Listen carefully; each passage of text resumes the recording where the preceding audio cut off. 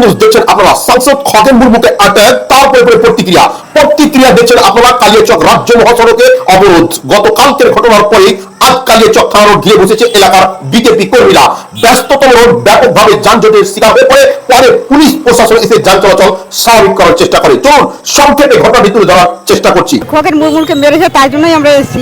মালদহের উত্তরের সেই সাংসদ খগেন মুর্মু অ্যাটাক, তারপরে কালিয়াচকে এই মুহূর্তে পুরোপুরি ভাবে উত্তাল হয়ে পড়েছে বিজেপি সমর্থক। আপনারা দেখতে পাচ্ছেন কালিয়াচকের সেই রাজ্য মহাসড়ক পুরোপুরি ভাবে তারা ঘেরাও করে বসেছিল।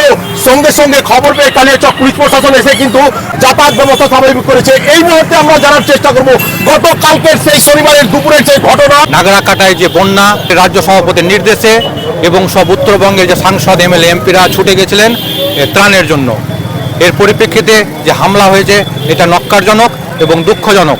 কালিয়াচকের বিজেপি সমর্থক কর্মীদের পক্ষ থেকে আপনারা কি ব্যবস্থা নিয়েছেন? আমরা রাস্তা অবরোধ করে সরকারকে মেসেজ দিলাম আগামী দিনে আমরা বৃহৎ আন্দোলন করব। আরও বড় বৃহত্তর আন্দোলনে আমরা যেতে বাধ্য হব যদি মমতা বন্দ্যোপাধ্যায় এই সব যদি এই নৃশংসনীয় যে হত্যা লীলা যা শুরু করেছে এগুলো যদি না বন্ধ করে। খগেন মুর্মু সাহেবের বর্তমান অবস্থা সম্বন্ধে আপনারা কি জেনেছেন? কি অবস্থা বর্তমান অবস্থা এখন স্থিতিশীল আছে। আপনি এই ধরনের অ্যাটাককে কি চোখে দেখছেন? বর্তমানে যেটা হয়েছে পরিকল্পিতভাবে হয়েছে।